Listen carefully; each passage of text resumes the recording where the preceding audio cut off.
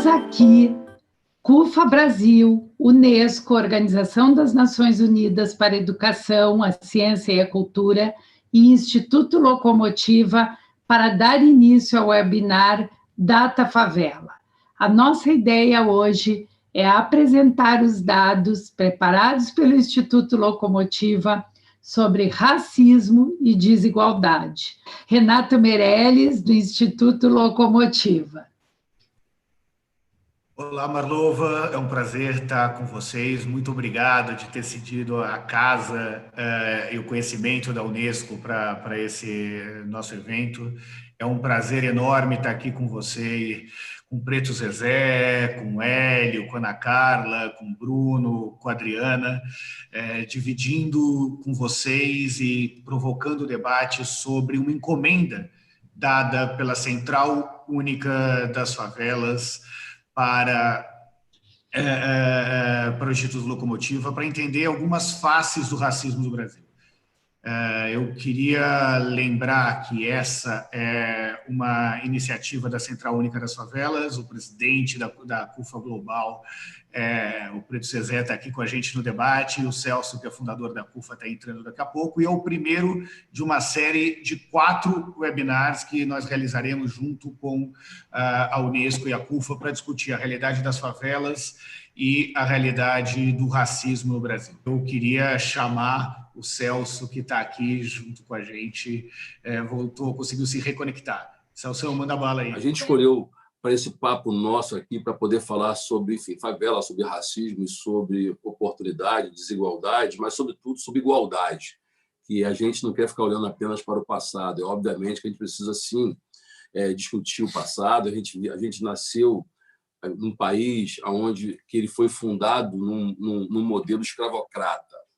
A gente vive num país onde os pretos tiveram poucas oportunidades, onde, quando termina aí a escravidão, foi o término pelo término, mas, quer dizer, nunca permitiram que esses pretos tivessem acesso a trabalho, a renda, e, obviamente, que a gente tem hoje 2 sociedades, aqueles que descendem de um lado desse momento histórico e infeliz do país, e aqueles que vivem em favelas, os pretos, que, na verdade, são descendentes de um outro lado.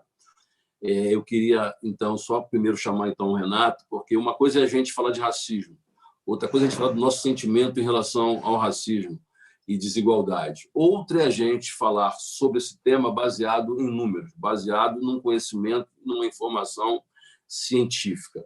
Então, a gente preparou essa pesquisa, a gente foi para campo para poder a gente entender mais esse momento, esse retrato atual de como é que esse racismo, como é que essas desigualdades estão, na verdade, impactando na vida das pessoas no país. E ele, na condição de branco, como é que ele vê, na verdade, quais são as suas... não só fazer a leitura do que foi pesquisado, mas eu acho também, Renata, você, na condição de branco, de meu sócio, inclusive, e de ser um cara que só se tornou meu sócio, inclusive, porque eu vejo o quanto você, não nesse momento em que esse ciclo começa a falar sobre esse tema, mas você, ao longo desses 15 anos que a gente trabalha junto, você sofre, obviamente que você não se coloca no meu, você não tem o meu lugar de fala e não sofre o que eu sofro, mas você, na verdade, sofre muito quando você vê uma série de coisas que nós já passamos juntos. Então, eu acho que você pode também testemunhar um pouco daquilo que você sente, e que eu sou testemunha daquilo que você se comunica, percebe, e essas percepções para nós, espero que você também contribua, dividam conosco, além da parte técnica que você vai falar um pouco aqui, que é mostrar essa pesquisa que está fresquinha e histórica para nós também aqui. Muito obrigado, Celso. Para o Instituto Locomotiva é um privilégio ter sido escolhido pela CUFA para realizar essa pesquisa, para realizar esse estudo sobre racismo. E antes de começar, eu gostaria de lembrar que o lugar que eu falo, eu sou um homem branco de 42 anos que nasceu em São Paulo e tem um curso superior. E pelo simples fato de ser branco, eu ganho mais do que um negro de 42 anos com curso superior que nasceu em São Paulo. Eu ganho muito mais do que uma mulher negra de 42 anos com curso superior e que nasceu em São Paulo. E eu não ganho mais porque eu tive mais mérito. Ganho mais porque na corrida de 100 metros, que é a corrida do mercado de trabalho brasileiro, eu larguei na frente. Eu queimei a largada. Isso não quer dizer que eu não me esforce, mas quer dizer que a cor da minha pele e o fato de ser homem faz, na prática, com que eu parta na frente na luta pelo tal do vencer na vida, que até hoje ninguém sabe direito o que significa. Então, quando a gente elabora as pesquisas sobre racismo, sobre desigualdade no Brasil, para fóruns como esse, é fundamental que se lembre da onde que nós partimos e da onde que nós falamos.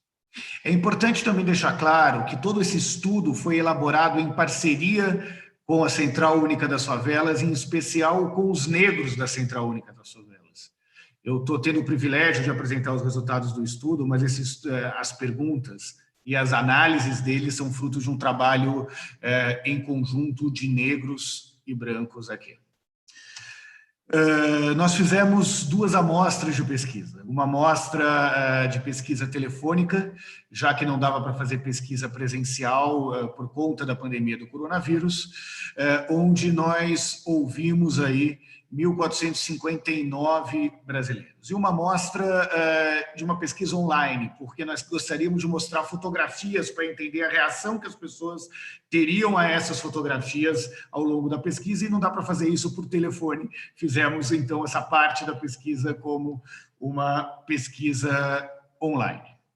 E o primeiro resultado, antes de apresentar a nossa divisão, é se a população brasileira entende ou não entende o quanto que o racismo traz uma não igualdade de oportunidades na sociedade brasileira. E os números são avassaladores. 94% dos brasileiros concordam que as pessoas negras têm mais chance de serem abordadas pela polícia. Um número altamente comprovado pelas estatísticas de abordagem policial. 94% concordam que a população negra tem mais chance de ser morta pela polícia. Por outro lado, quando nós perguntamos a chance de obter um emprego, os números se invertem. 91% consideram que os brancos têm mais chance de obter uma vaga de emprego e 85% mais chance de fazer uma faculdade. Mas por que se construiu esses consensos na sociedade brasileira, não apenas sobre a existência do racismo no nosso país, mas sobre as oportunidades e os riscos de ser negro no Brasil? Para entender isso, nós separamos esse nosso breve bate-papo em 4 capítulos. Primeiro, um breve retrato sobre a maioria da população brasileira. Eu gosto de lembrar isso porque nós não estamos falando de um nicho da população. Nós estamos falando sobre a maioria dos brasileiros. 2, sobre racismo e mercado de trabalho. Depois, sobre como se dá o racismo e a naturalização do preconceito no Brasil. E, por fim, em cenário de pandemia, o impacto que isso tem no combate ao Covid-19 na nossa população. Os negros hoje são 54% da população brasileira quando se soma pretos e pardos. São mais de 118 milhões de pessoas. Isso significa que, se os negros do Brasil formassem um país, eles seriam hoje o 12º maior país do mundo em população. Teriam assento no G20 populacional do nosso país.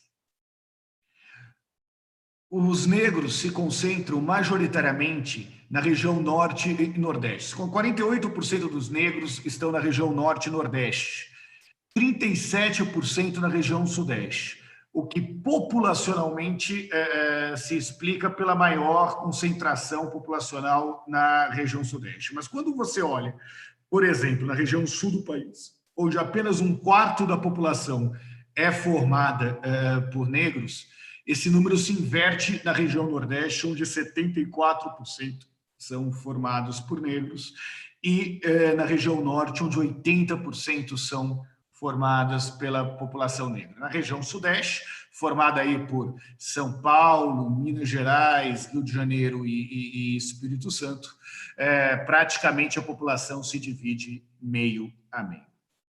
A população negra consome 1,9 trilhões de reais, o que significa 40% total da massa de renda no Brasil. Esse dado é um dado muito importante para as empresas entenderem que, se não for por uma questão de princípio, o combate ao racismo no Brasil tem um efeito econômico muito importante. Essa população, que muitas vezes não estão presentes na comunicação, não estão presentes na escolha dos garotos propagandas de TV, são um mercado consumidor tão grande no Brasil que poderia ser comparado aos 20 maiores países do mundo em consumo também.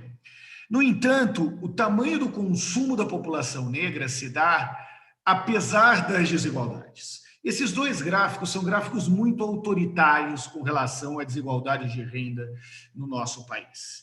Enquanto que, entre os negros, apenas 19% pertencem às classes A e B, entre os não negros, formados por brancos, majoritariamente brancos e amarelos, 42% pertencem às classes A e B.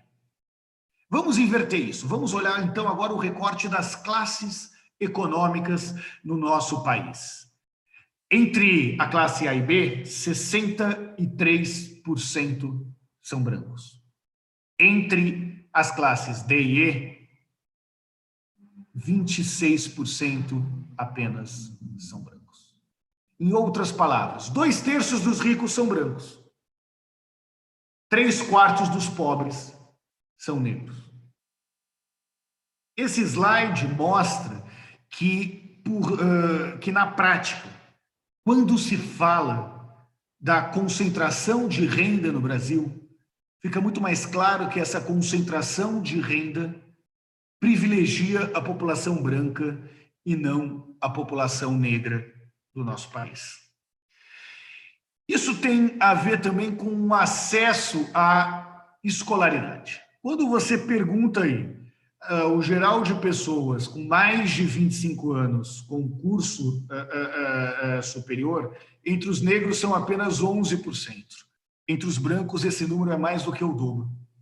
Nós vamos voltar num dado semelhante a esse daqui a pouco, mas mostra que os brancos já formados no ensino superior, essa não é a realidade de quem hoje está estudando, porque graças à política de cotas, esses números passaram a ser mais equivalentes. Mas quando você pega a desigualdade histórica, o número de pessoas aí formadas no curso superior entre os brancos é muito maior do que entre a população negra. Indo para a segunda parte, que mostra como que essa desigualdade de renda se manifesta. Ela se manifesta, antes de tudo, no universo e no mundo do trabalho. A desigualdade racial também se expressa fortemente nesse universo responsável por colocar dinheiro dentro das famílias brasileiras. 46% dos trabalhadores brasileiros ter pouca ou nenhuma diversidade de raça ou cor nas empresas onde trabalham. Esse é um dado geral de trabalhadores negros ou brancos. Quando nós recortamos apenas para os trabalhadores negros, esse número de pessoas que reconhece a pouca diversidade no mercado de trabalho sobe para 68%. E sabe por que isso? Porque o ambiente formal de trabalho também é formado majoritariamente por brancos. Boa parte da força de trabalho negra está no mercado informal, nos trabalhadores autônomos do nosso país. 36% dos brasileiros e 76% dos brasileiros negros dizem conhecer alguém que já tenha sofrido preconceito, discriminação ou algum tipo de humilhação ou deboche por sua cor ou raça dentro do ambiente de trabalho. 76% dos brasileiros negros significam 59 milhões de pessoas. que conhecem um negro que foi humilhado, discriminado ou debochado por sua cor ou sua raça dentro do ambiente de trabalho. 59 milhões de pessoas. Nós vimos que os negros ocupam mais posições precárias e com menor renda do que os brancos. Quando você fala aí sobre emprego no setor privado com carteira assinada, 34% dos trabalhadores negros estão empregados com carteira assinada. Entre os trabalhadores brancos, esse número sobe para 38%. Já entre os trabalhadores por conta própria, 27% dos negros contra 25% dos brancos. Empregados no setor privado sem carteira assinada, ou seja, aquele trabalhador informal, os negros também ocupam proporcionalmente mais do que os brancos esses postos de trabalho. A mesma coisa que acontece entre os trabalhadores domésticos, número que se inverte entre os empregadores. Não é à toa que quando a gente olha, e esse gráfico eu queria pedir uma atenção de todos que estão nos assistindo, porque ele é menos óbvio do que pode parecer. Os trabalhadores não negros, ou seja, os trabalhadores brancos, ganham em média 76% a mais do que os trabalhadores negros. 76% a mais do que os trabalhadores negros. Quando você pega o recorte da metade da renda, assim, entre o total de trabalhadores brancos e negros, aqueles que estão na média da renda, qual é a renda dos trabalhadores brancos? Dos trabalhadores brancos, R$ 1.815. Dos trabalhadores negros, R$ 1.223. Nós subimos agora para a renda dos 10% dos trabalhadores mais ricos entre brancos e negros. Os 10% mais ricos entre os negros começam a sua renda com R$ 3.000. Entre os brancos, sobe para R$ 6.000. Vocês reparam a diferença, né? Antes você tinha aí pouco mais de 20%. Agora já é o dobro entre os mais ricos. Entre os 5% mais ricos, olha a diferença da renda dos dois. Os 5% dos trabalhadores mais negros começam com um salário de R$ 4.591. Dos brancos, de R$ 10.187. Ou seja, conforme sobe a classe econômica, maior a diferença de renda entre negros e brancos, o que mostra uma dificuldade real de promoção dentro das empresas da população negra. A maioria dos brasileiros tem chefes brancos. 2/3 dos brasileiros aí tem chefes brancos. Pardos, 21%, negros, apenas 10% dos trabalhadores afirmam terem chefes negros. Esse gráfico ajuda claramente a explicar esse outro gráfico anterior que eu dividi com vocês. Bom, Renato, mas isso se dá por conta de uma desigualdade da escolaridade. Como você mesmo mostrou, a escolaridade entre negros e brancos é muito diferente, e isso explica a diferença salarial. Em primeiro lugar, a desigualdade de escolaridade explica o impacto social do racismo e da ausência de oportunidades. Essa é a primeira questão. Mas vamos isolar a escolaridade. Nós separamos aqui apenas pessoas com nível superior no nosso país. Entre os brasileiros com nível superior, acima de 25 anos, eu tenho 23% homens brancos com nível superior. 23%. A renda média é R$ 7.286. Entre um homem negro com a mesma escolaridade que o homem branco, ou seja, com nível superior, esse salário cai 32%. Desculpa, os brancos têm um salário 32% maior do que os homens negros. Entre o salário da mulher branca, que é R$ 4.566, é 33% maior do que o salário de uma mulher negra. Um homem branco com nível superior ganha mais de 60% a mais do que uma mulher negra com curso superior. Se isola as variáveis e a variável que sobra é a cor da pele, a desigualdade de renda deixa claro o racismo estrutural e naturalizado da sociedade brasileira.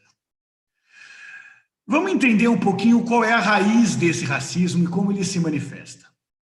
A naturalização do racismo se dá através da perpetuação de alguns sensos comuns.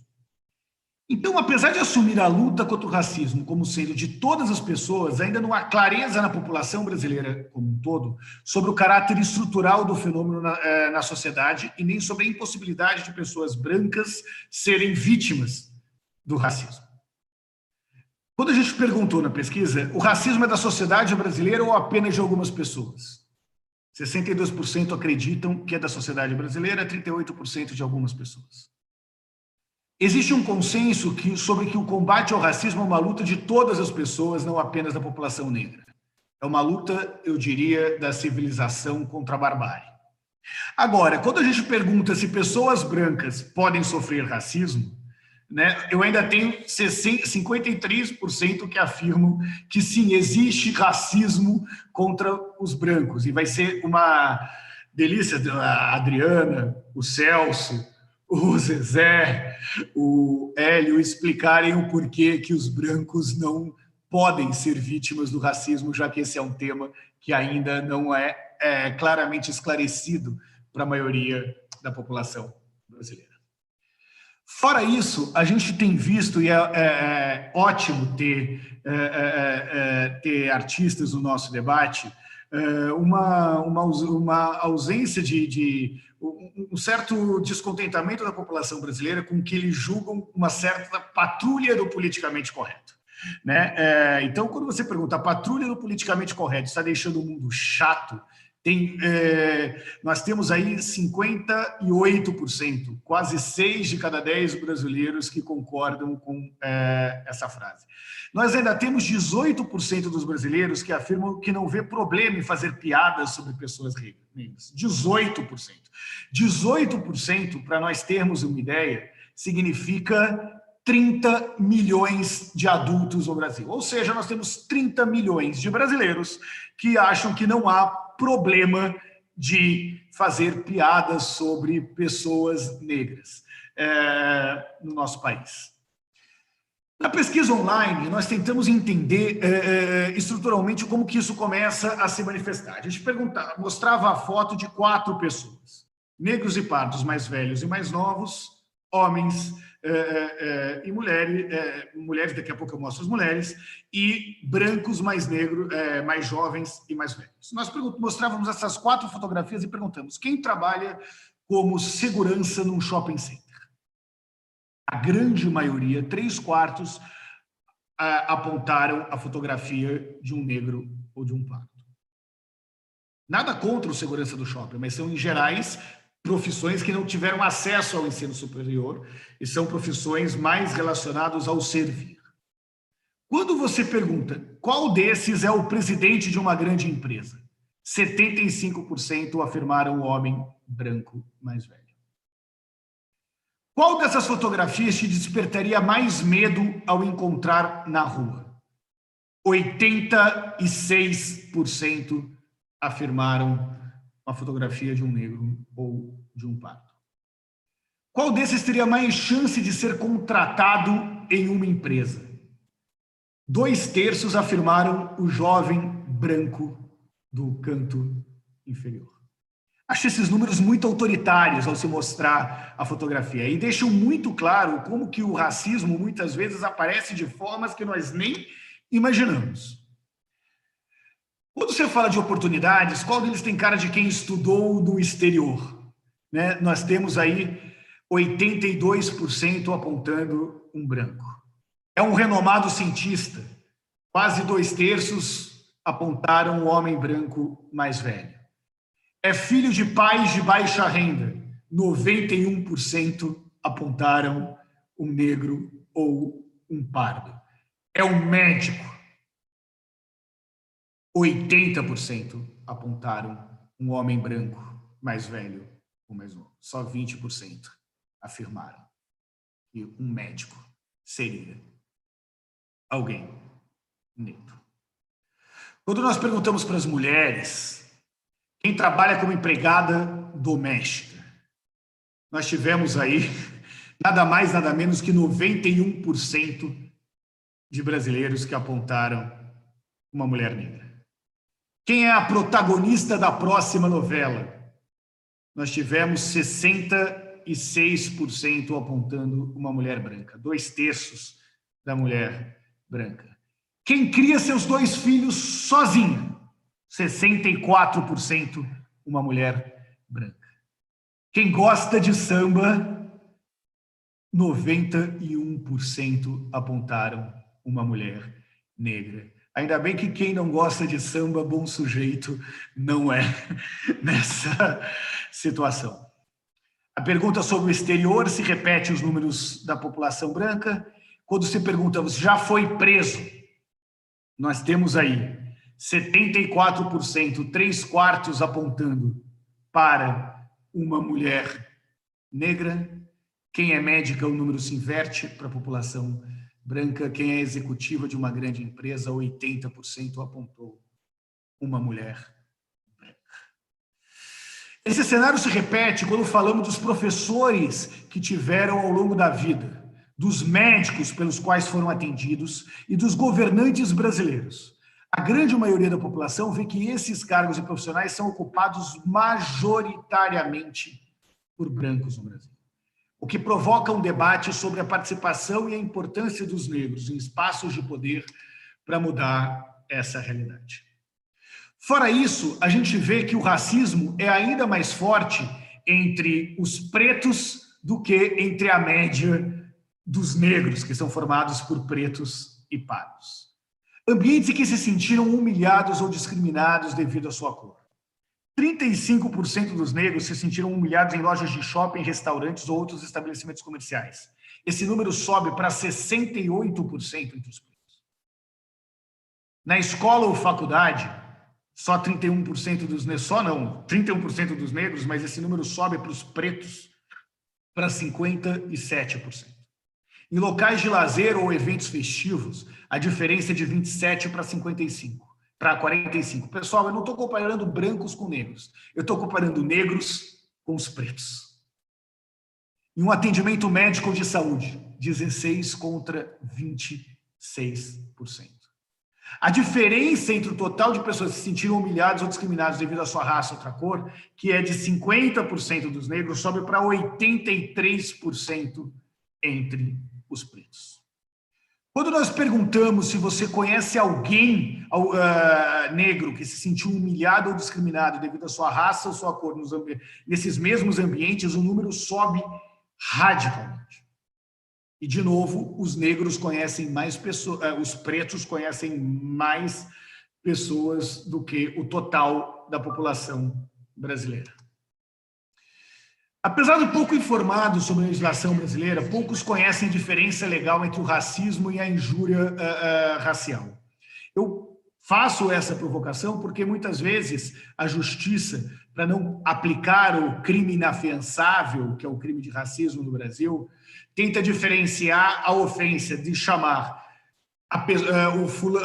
uma pessoa determinada de macaco, por exemplo, do que toda a população negra de macaco. Isso tem sido a forma em que, muitas vezes, não se aplica corretamente a lei de racismo no Brasil. A outra questão que a pesquisa também deixou claro é que os círculos de amizade ainda mantêm uma forte característica de segregação racial no nosso país.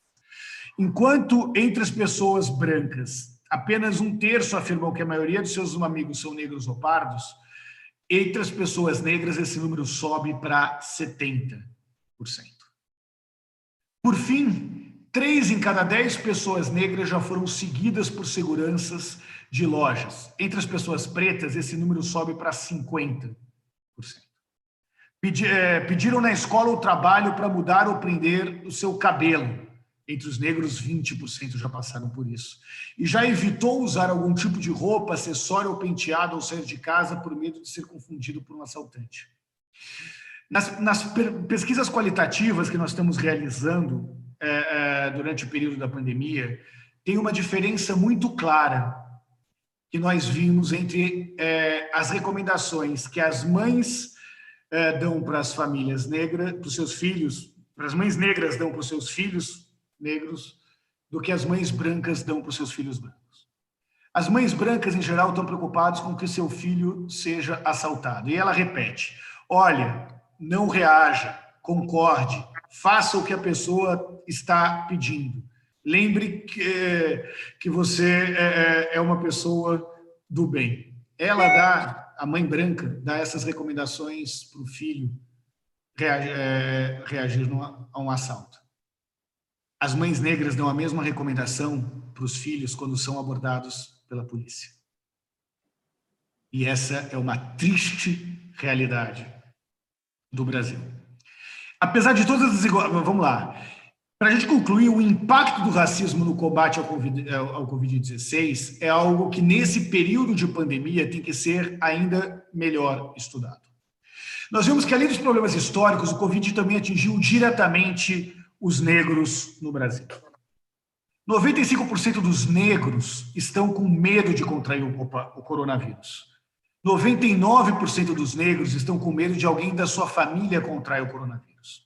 E eu fiz questão, eu e o Celso fizemos questão de manter esse capítulo sobre o coronavírus para desmontar o que talvez seja uma das primeiras e maiores fake news sobre a pandemia no nosso Brasil.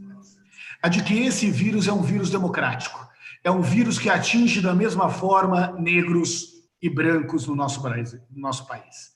O vírus pode até ser democrático, mas os anticorpos do racismo no Brasil são muito diferentes entre os negros e os brancos. Metade dos internautas brancos possuem acesso a computadores. Entre os internautas que se identificam como pretos, a dependência do celular para a conexão é maior. Apenas 1/3 usa o computador. Portanto, estudar ou ter acesso ao auxílio emergencial é diferente entre os negros e os brancos. Quando nós perguntamos se os negros... nós vimos pelos números da PNAD, analisados pelo Instituto Locomotiva, que os negros possuem 6 pontos percentuais a menos de acesso à água encanada do que os brancos. Na favela, 46% dos lares não têm água encanada. Enquanto parte dos brasileiros, negros, em especial os negros das favelas, estão preocupados em ter água encanada, a preocupação da elite é do álcool em gel, uma realidade muito distante da realidade dos negros e moradores de favela no Brasil. Os negros possuem 16 pontos percentuais menos acesso à rede geral de esgoto. Os negros têm menos acesso ao plano de saúde. 4 em cada 10 brasileiros negros não possuem convênios médicos. Pessoal, o que é importante aqui? Enquanto apenas 19%, dos negros possuem convênios médicos, esse número para os brancos é de 28%. Quando você vai olhar os leitos de UTI por 10 mil habitantes, os leitos de UTI disponíveis no SUS é 1,4 leitos para 10 mil habitantes. O da rede privada é de 4,9. Portanto, a superlotação dos leitos hospitalares e das UTIs atinge mais a população negra do que a população branca no combate ao coronavírus. Fora isso, em que pese a população negra ter pedido mais o auxílio emergencial do que a população branca, o índice de aceitação do auxílio emergencial foi de 74% entre os negros e de 81% entre os brancos. A população negra sentiu mais os efeitos econômicos do coronavírus do que os negros, especialmente quanto à diminuição da renda e ao não pagamento das contas. A população negra declara ter sofrido mais a diminuição de renda do que a população branca. A população negra deixou de pagar alguma conta por conta da pandemia, muito mais do que a população branca. Teve que manter o negócio próprio fechado, porque são negócios, na sua maioria, informais. perderam mais o emprego do que a população branca, pegaram mais dinheiro emprestado do que a população branca e faltou dinheiro para comprar higiene, produtos de higiene durante a pandemia para 20% da população negra contra 12% da população branca.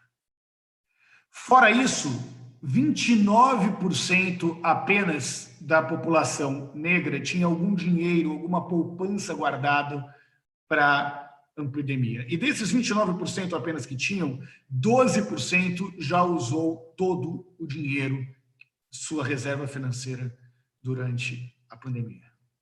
4 em cada 10 brasileiros negros afirmam ter faltado dinheiro para comprar comida durante a pandemia do coronavírus.